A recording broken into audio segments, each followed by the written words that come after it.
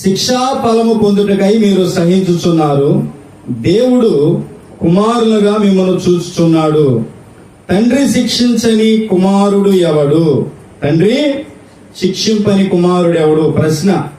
కుమారులైన వారందరూ కూడా శిక్షలో పాలు పొందుతున్నారు. మీరు పొందని యెడల దుర్బీజులే గాని కుమారులు కారు. అంటే ఏంటి?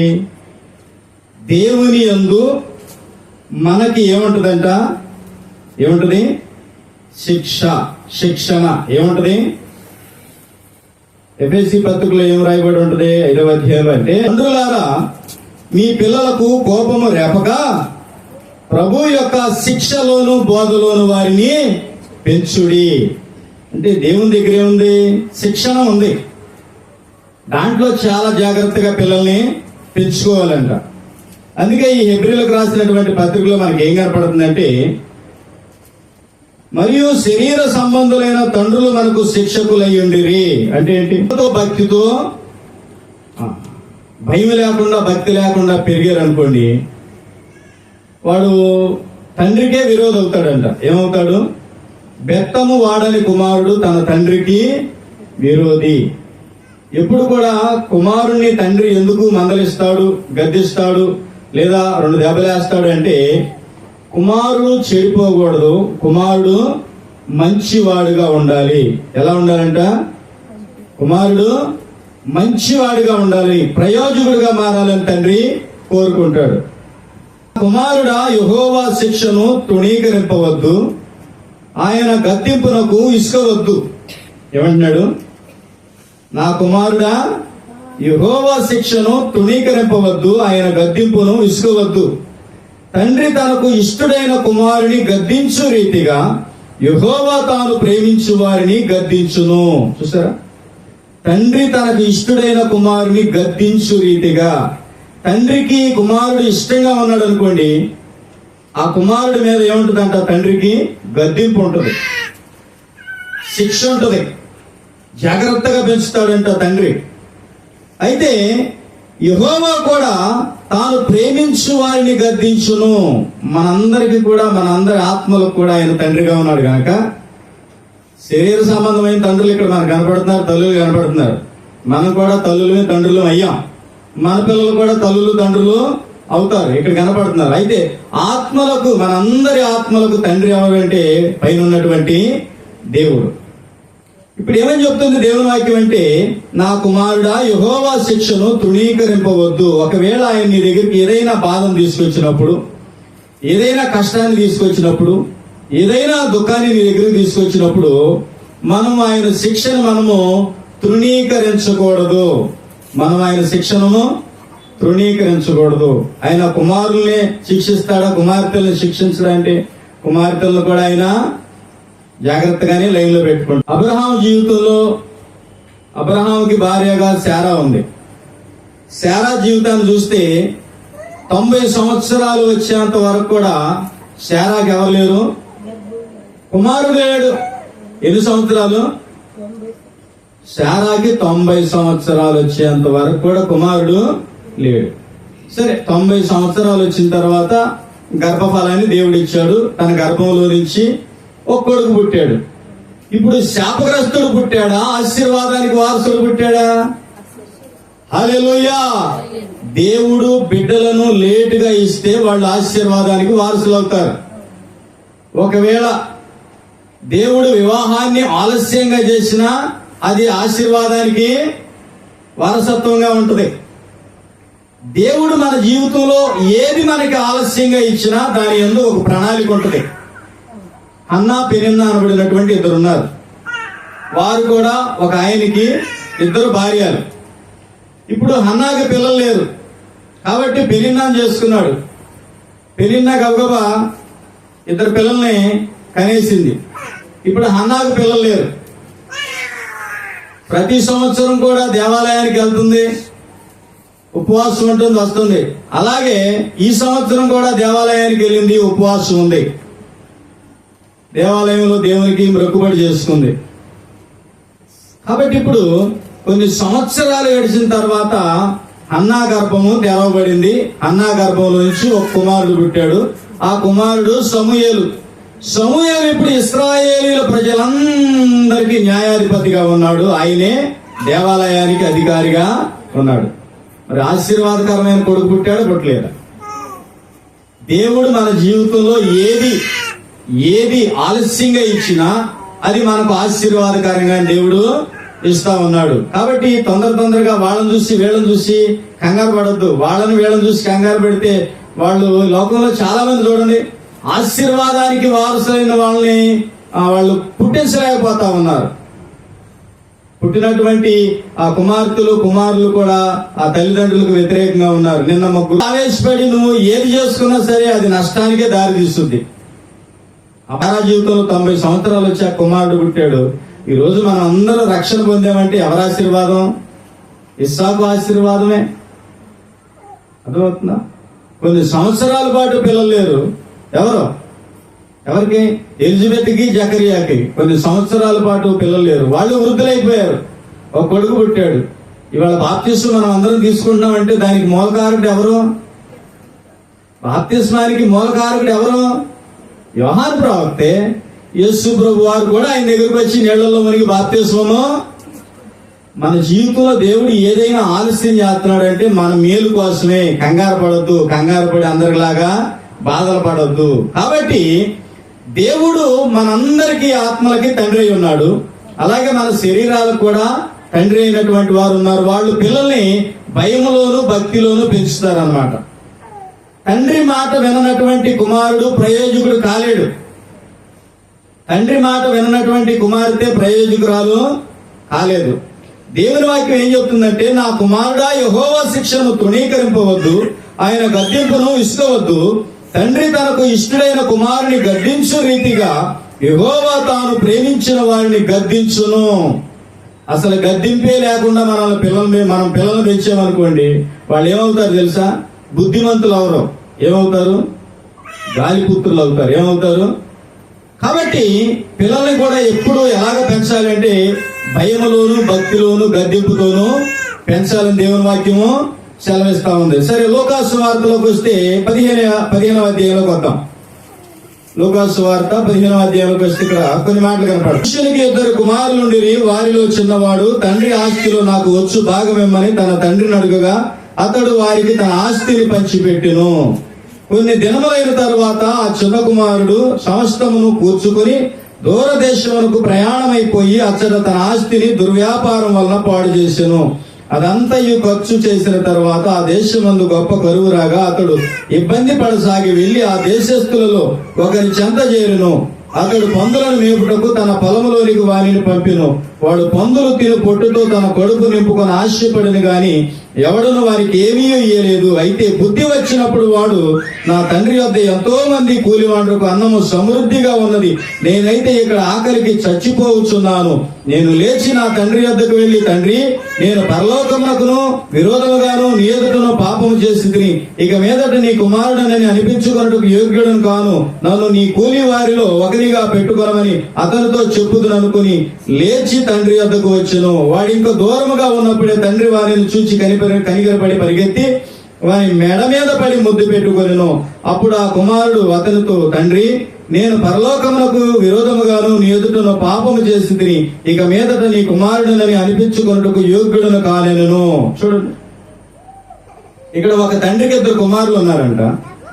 2 కుమారుల్లో ఒక కుమారుడు చిన్నవాడు ఏం చేశాడంటే, నాయన గారు, మీరు వెళ్ళిపోయిన తర్వాత ఆస్తి పంపకాలు తేడా వస్తాయి, పెద్దవాడు నన్ను మోసం చేస్తాడేమో, కాబట్టి నువ్వు బ్రతికూడంగానే ఏం చెయ్యి, ఆస్తి పనిచేసేయి.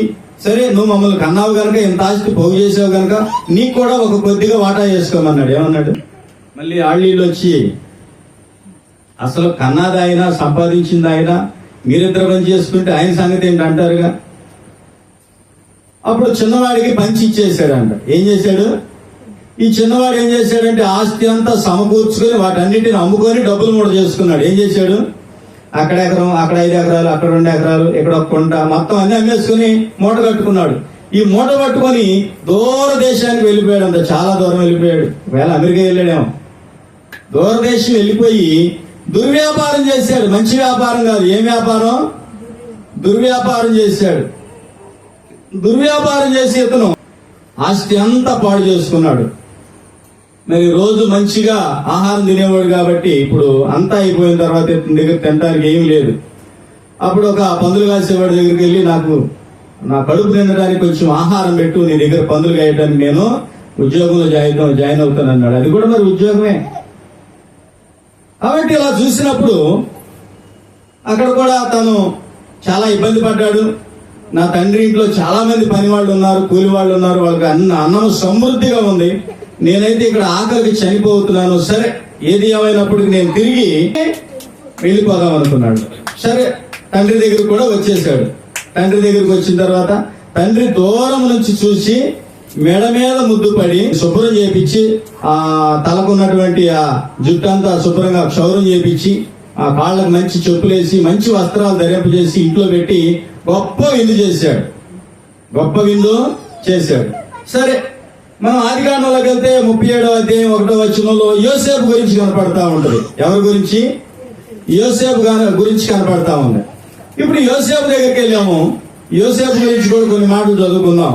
ఆదికాండము వాడై తన సహోదరులతో కూడా మందను మేపుచుండెను. అతడు చిన్నవాడై తన తండ్రి భార్యలైన గిల్పా. అప్పుడు యోసేపు వారి చెడుతనమును గురించి సమాచారము వారి తండ్రి వద్దకు తెచ్చుచుండేవాడు. మరియు యోసేపు ఇశ్రాయేలు వృద్ధాప్యమందు పుట్టిన కుమారుడు గనక తన కుమారులందరికంటే ఎక్కువగా అతనిని ప్రేమించి అతని కొరకు విచిత్రమైన నిలువుటంగి కుట్టించెను.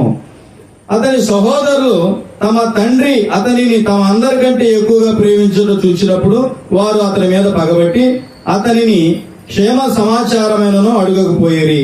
యోసేపు ఒక కలగని, చూసారా, ఎన్ని సంవత్సరాల వయసులో?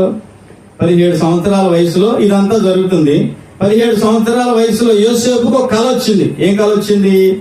అదేమనగా, మనము చేనిలో పనలు కట్టుచుంటిమి, నా పన లేచి నిల్చుండగా మీ పనులు నా పనను చుట్టుకొని నా పనకు సాష్టాంగపడినని చెప్పెను. వెంటనే వీళ్ళందరికీ ఏమొచ్చేసింది? అతని మీద కోపం వచ్చేసింది. వీడు మనమే వాడికి సాష్టాంగపడి నమస్కారం చేస్తామని కల వచ్చిందా వీడికి అని చెప్పేసి కోపం పెట్టుకున్నారు. సరే, ఇది కలగని తన సహోదరులకు తెలియజేసి, ఇదిగో నేను మరి ఒక కలగంటిని, అందులో సూర్య చంద్రులను 11 నక్షత్రములను నాకు సాష్టాంగపడనని చెప్పాను. అతడు తన తండ్రితోనూ తన సహోదరులతో అది తెలియజెప్పినప్పుడు అతని తండ్రి అతనితో, నీవు కనిన ఈ కల ఏమిటి? నేను నీ తల్లియు నీ సహోదరులను నిశ్చయముగా వచ్చి నీకు సాష్టాంగపడుదామా అని అతనిని గద్దించెను. ఇక్కడ ఈయన యోసేపు గారికి తండ్రి ఎవరు? యాకోబు గారు. సరే, యోసేపు జీవితం ఏమైపోయిందంటే, అన్నను చూసిరామని పంపించాడు. ఇక్కడ పక్కకు వస్తే అన్నం చూడటానికి వెళ్ళాడు. వాళ్ళందరూ దగ్గరికి రానిచ్చారు. వాక్యం వినండి. దగ్గరికి రానిచ్చారు. ఆహార పదార్థాలన్నీ తీసుకున్నారు. యోసేపును పట్టుకొని పండుగొట్టుడు కొట్టారు, చితక కొట్టారు, నీళ్లు లేనటువంటి గుంటలో పడేశారు, ఎగిరాకడానికి వీలు లేకుండా. తర్వాత ఇష్మాయిలీలు వస్తుంటే అమ్మేశారు. ఇష్మాయిలు తీసుకెళ్లి ఐగుప్తులు అమ్మేసుకున్నారు. ఐగుప్తులో ఒకటి కొనుక్కొని తీసుకెళ్లి ఇంట్లో పెట్టుకున్నాడు. తర్వాత అక్కడ ఏదో సిచ్యువేషన్ వచ్చింది, అక్కడి నుంచి ఇప్పుడు లూకాసు వార్తలో ఉన్నటువంటి తండ్రి మంచివాడా? అర్థమవుతుందా? ఆదికాండంలో 37వ అధ్యాయంలో ఉన్నటువంటి యోసేపు తండ్రి యాకోబు మంచివాడా? చెప్పాలి, మీరు చెప్పాలి. లూకాసు వార్తలో కుమారుడు తన ఆస్తిని అడిగాడు, తండ్రి తన ఆస్తిని ఇచ్చేశాడు. కుమారుడు తీసుకెళ్లిపోయి ఆస్తి అంతా ధారాదత్తం చేసేసుకుని ఆ దుర్వ్యాపారాలు చేసుకుని, పెద్ద కుమారుడు కూడా ఉన్నాడు, ఏమన్నాడు? నీ కుమారుడు వేశ్యలతో అవజేసాడు డబ్బు అంతా అన్నాడు. సరే, తిరిగి వచ్చిన తర్వాత తండ్రి పరిగెత్తుకుంటా వెళ్ళి మెడ మీద పడి ఆ కౌగిలించి ముద్దు పెట్టుకొని తీసుకొచ్చి శుభ్రంగా స్నానం చేపించి మంచి బట్టలు వేపించి కాళ్ళకి మంచి చెప్పులు తొడిగించి గొప్ప విందు చేశాడు. ఇప్పుడు ఈ ఇద్దరు తండ్రుల్లో ఏ తండ్రి మంచివాడు? కుమారుడు అంటే ఈ ఇద్దరు తండ్రిలో ఏ తండ్రి మంచి తండ్రి? చెప్పండి. లూకాసు వార్తలో ఉన్న తండ్రి మంచోడా?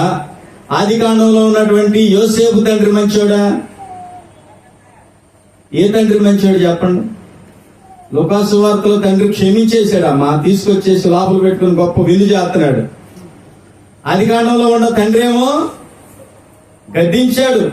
కానీ యోసేపు జీవితం ఏమైపోయింది? అన్నలు తిన్నారు, గుంట్లో పడేశారు, ఇస్మాయిలీలకు అమ్మేశారు, ఐగుప్తులు అమ్ముకున్నారు, పోతీఫెర కొనుక్కున్నాడు, ఇంట్లో పెట్టుకున్నాడు, మళ్ళీ అక్కడి నుంచి గొడవ వచ్చింది, చెరసాల్లో పడ్డాడు. ఇప్పుడు చెరసాల్లో ఉన్నాడు. ఇప్పుడు ఏ తండ్రి మంచోడు? లూకాసు వార్తలో ఉన్న తండ్రి మంచోడా?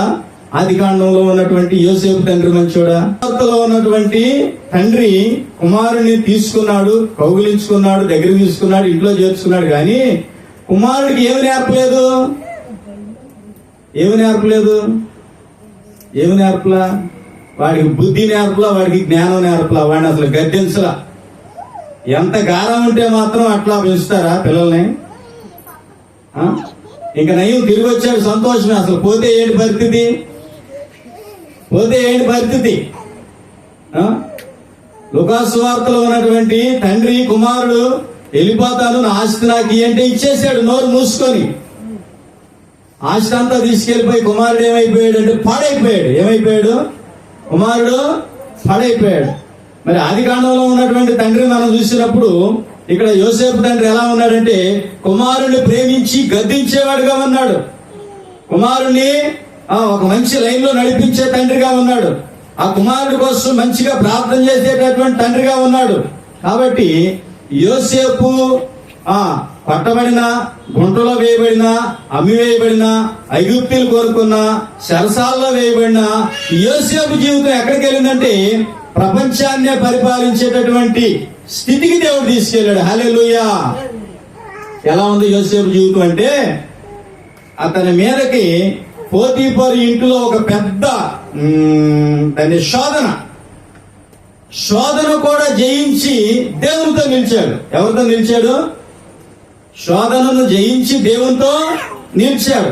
ఆదికాండంలో ఉన్నటువంటి యాకోబు కుమారుడైనటువంటి యోసేపు శ్రమలను, ఇబ్బందులను, బాధలను, నిందలను, అవమానాలను, శోధనను అన్నిటినీ జయించి ఏమయ్యాడు? చివరికి అధికారిగా మారిపోయాడు. హల్లెలూయా. మరి లూకాసు వార్తలో ఉన్నటువంటి కుమారుడు ఏమైపోయాడు? తండ్రి మీదకి ఎగబడి, తండ్రి అంటే భయం లేకుండా, తండ్రి మీద తిరుగుబాటు చేసి, తండ్రి ఆస్తిని పంచుకొని, తండ్రి సంచి పట్టుకొని ఎక్కడికి వెళ్ళిపోయాడు? దూరదేశంలోకి వెళ్ళిపోయి ఏమైపోయాడు? దుర్వ్యాపారం చేసుకుంటా, ఇష్టానుసారంగా జీవించుకుంటా పతనం అయిపోయాడు. ఏమైపోయాడు? పతనం అయిపోయాడు. కాబట్టి దేవుడు కూడా మనల్ని గద్దించేవాడుగా ఉన్నాడంట. దేవుడు కూడా మనల్ని క్రమశిక్షణలో పెట్టేవాడుగా ఉన్నాడంట. మనకు శరీర సంబంధమైనటువంటి తండ్రులు కూడా మనము క్రమశిక్షణలో పెడతారు. మనము తల్లి మాట, తండ్రి మాటను జాగ్రత్తగా వినాలి. అట్ ద సేమ్ టైం దేవుని మాటను కూడా మనం జాగ్రత్తగా. తండ్రి శిక్షించని కుమారుడు ఎవడు? తండ్రి శిక్షించకపోతే వాడేమవుతాడంట? దుర్బీజుడు.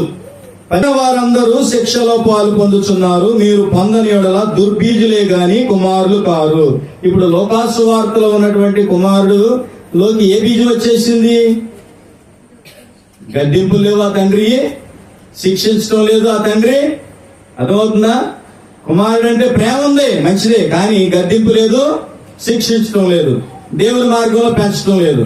కాబట్టి ఈ కుమారుడు లోపలికి ఏ బీజాలు వచ్చినాయంట? దుర్బీజాలు వచ్చినాయంట. ఏమొచ్చినాయి? దుర్బీజాలు వచ్చినాయి. కనుకే తండ్రికి వ్యతిరేకంగా నిలబడి నా ఆస్తి నాకు పంచేయమని ఆ మూట తీసుకొని దూరంగా వెళ్ళిపోయి ఏమయ్యాడు? పాడైపోయాడు. హల్లెలూయా. మనం కూడా దేవుడు ఏం చెప్తున్నాడంటే చాలా జాగ్రత్తగా చెప్తున్నాడు. మనం పాడవకూడదు, మనం నాశనం అయ్యకూడదు, మనం పతనం అవ్వకూడదు. మనం దేవుని వాక్యంలో, మనం దేవుని మందిరంలో, మనం దేవుని సన్నిధిలో మనం సాగినట్లయితే దేవుడు మనల్ని దీవించేవాడుగా ఉన్నాడు, ఆశీర్వదించేవాడుగా ఉన్నాడు, రక్షించేవాడుగా ఉన్నాడు, మన గాయములను కట్టేవాడుగా ఉన్నాడు. మనం కావలసిన మన హృదయంలో ఏముంది, ఏం ఆశ కలిగి ఉన్నాం దేవుని దగ్గర నుంచి? ఆశను తృప్తిపరిచేవాడుగా, తీర్చేవాడుగా దేవుడు ఉన్నాడు. మంచి ఉద్యోగాలు ఇచ్చేవాడుగా ఉన్నాడు, మంచి భార్యని, మంచి భర్తని, మంచి గృహాలు ఇచ్చేవాడుగా దేవుడు మనకి ఉన్నాడు. ఆయన శిక్షకు మనం ఏమవ్వాలంట? లోబడాలి. ఎందుకు శిక్షిస్తారు పిల్లల్ని తల్లిదండ్రులు అంటే వాళ్ళు ఏదైనా తప్పు చేసినప్పుడే. ఒకవేళ దేవుడు కూడా మనల్ని ఏదైనా ఒక శిక్షను మన మీద పంపించాడంటే దేనికోసం పంపించాడంట? మనం పాడవకుండా, మనం చెడిపోకుండా, మనం పడిపోకుండా, జారిపోకుండా దేవునిలోనే మనము నివసించాలని దేవుడు కోరుకుంటున్నాడు. చూడండి, ఎప్పుడు మనం దేవునితో మాట్లాడాలని. ఎవరితో?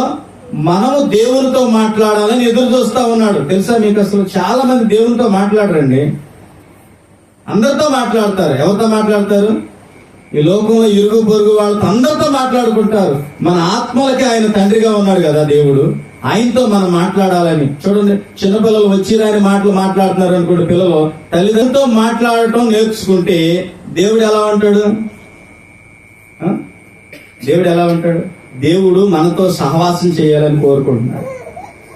దేవుడు మనతో కలిసి నివసించాలని కోరుకుంటున్నాడు. ఆయన ఎవరు అనుకుంటున్నారు?